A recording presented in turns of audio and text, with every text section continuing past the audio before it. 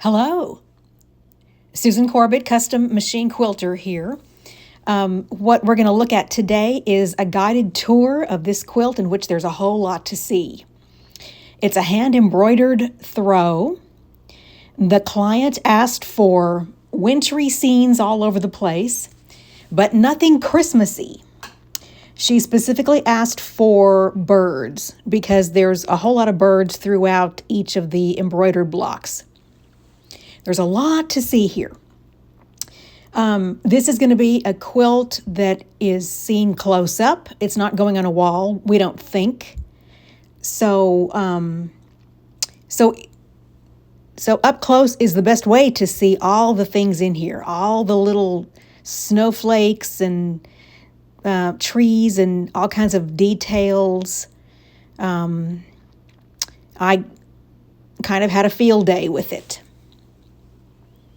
All the birds, not all the birds, but most of the birds came from books by Laura Lee Fritz. I use a lot of her designs because they're so good. So I dropped in a whole bunch of things. And the snowflakes I've collected over the years.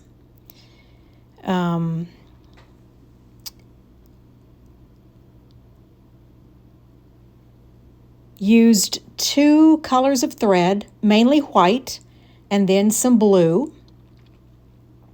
So, as usual, I stabilized first. I ditch quilted around the blocks and between borders, and then started quilting the birds because I had to figure out where they were going to go. And they just go wherever there is space for them to go. And then I took off with the backgrounds and filled in with more snowflakes and partial snowflakes and wind and snowballs. And then and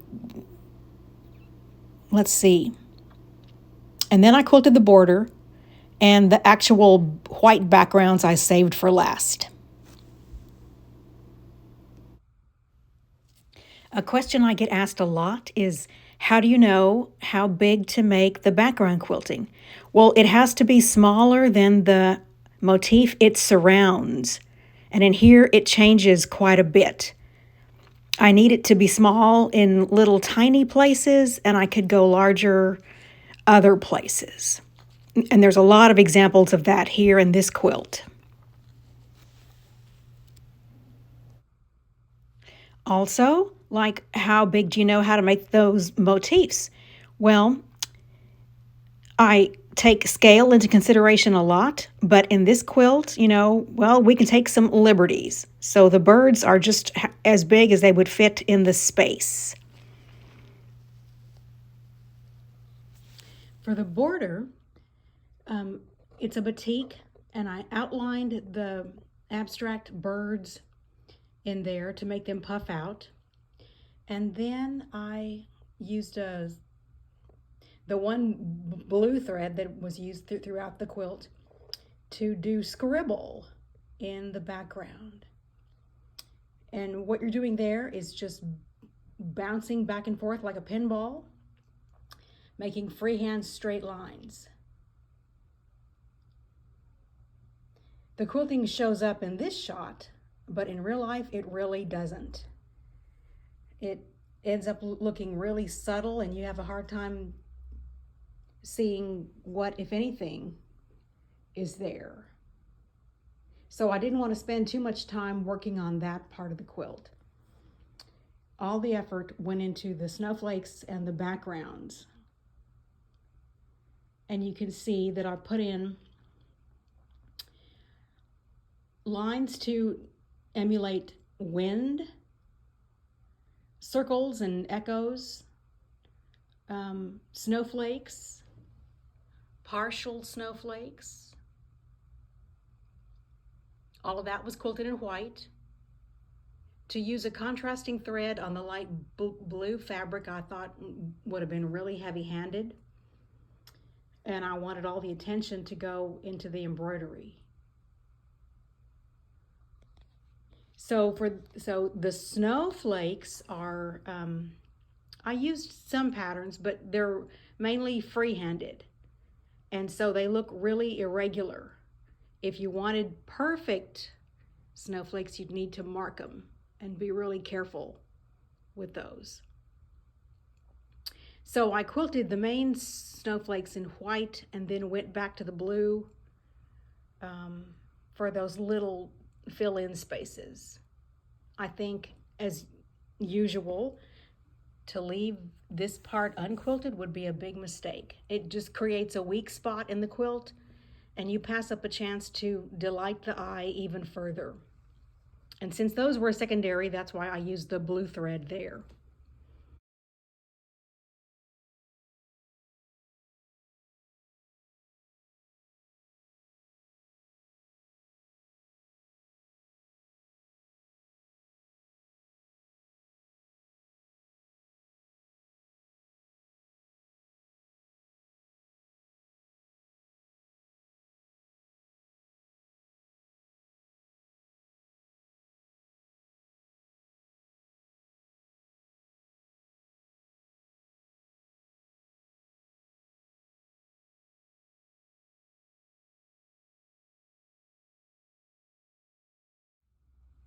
I used several different designs for the flying geese.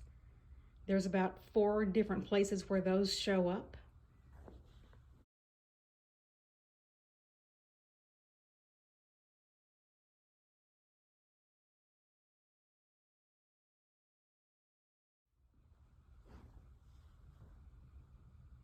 I freehanded some and did some ruler work and used some patterns for others.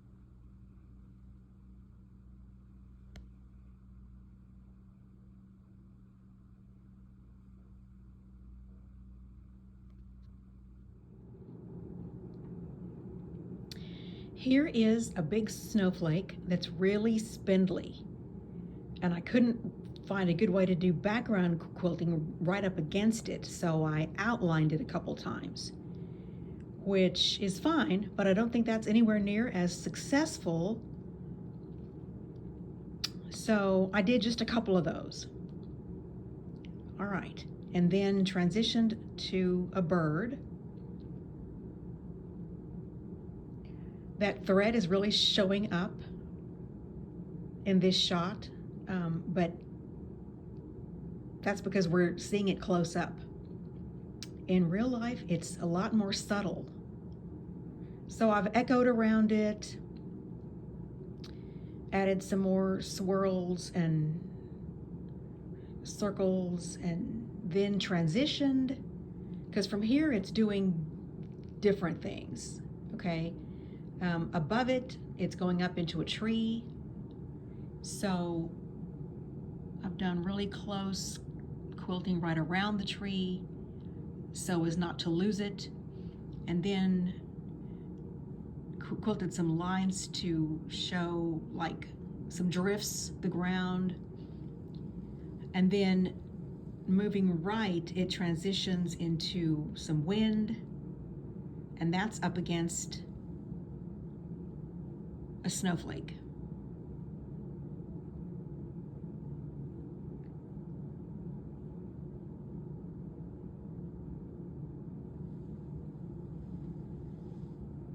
And moving away from the little bitty dense stuff, I was able to do some larger quilting, but then moving into these little tiny trees, I had to go back to the small, close, dense background quilting. And here's another bird with a partial snowflake.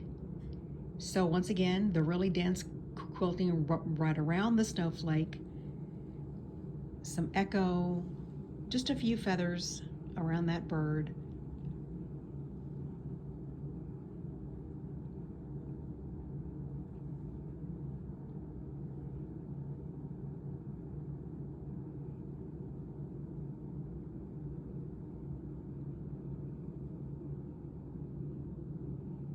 This quilt is a throw, so it's going to be looked at up close and personal, which I think justifies some of these hard to see motifs, because they'll be easier to see up close and personal. If this was a quilt that was going to hang on a wall, I think I would have quilted it differently. I could have used a light blue thread to try and get those snowflakes to show up more. But you know, I always know how to quilt it after it's quilted, not before. Up until that point, I'm still just guessing.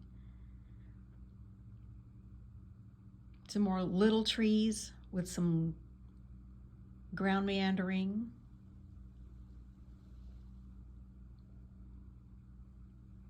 Big old snowflake there.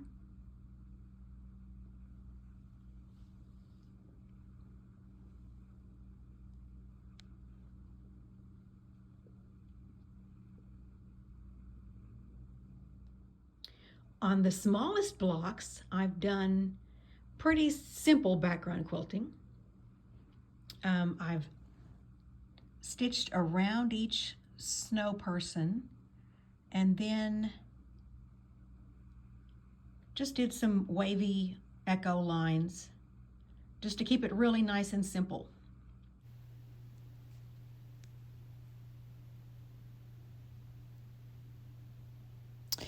Where the blocks became larger, I did more things. I added more than just echoes and a few things here and there. And this is when the idea to add icicles occurred to me. So I built on those.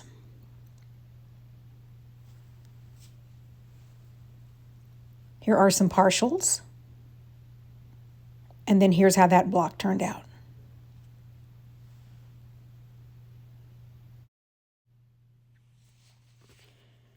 I saved these blocks for last. And here are some photos to show you how I started sneaking up on these blocks. You know, I do just a little bit and then think about it.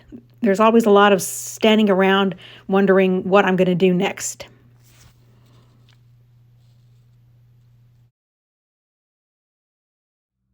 So here's how this block looks with all those trees in there. They look like snow-covered trees. They set the scene and really enhance this block without taking over, because you want the focus to be on the embroidery. So the quilting here, in the foreground, I just put in some wavy lines that make it look like that snow has been trodden upon, walked through maybe. And then around the trees, just some close back and forth. Really, it's a zigzag, a pattern meander. Compressing the background helps the trees stand out more. And then up above, some looser quilting to simulate the sky and some wind.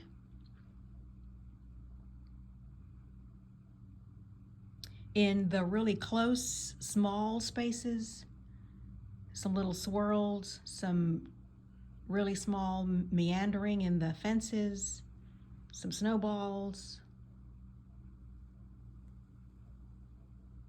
I'm loving the way that turned out.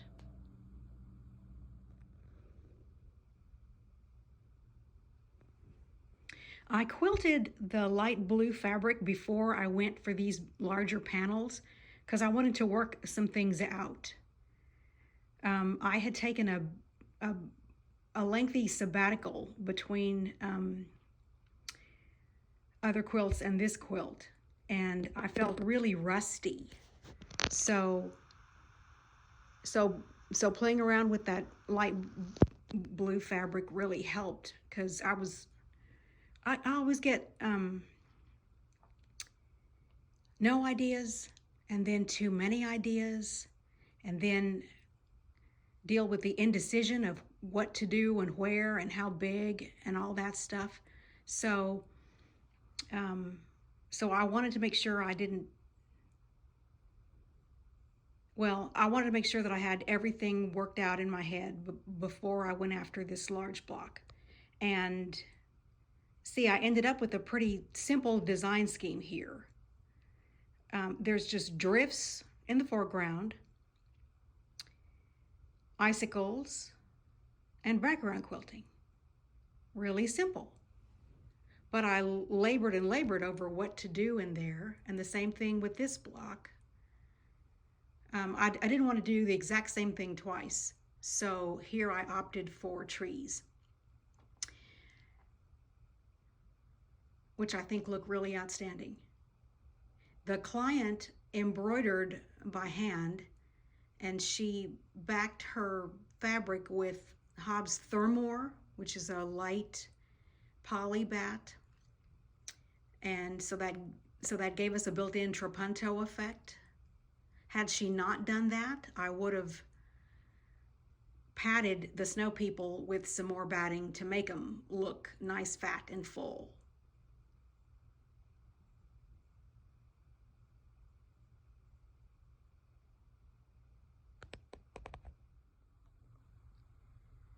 Here is the backing. A delightful fabric. I'm so pleased with her choice. So the backing helped dictate which blue thread I was going to get to quilt this with. Some of the ones we had picked out, I thought were going to be too dark.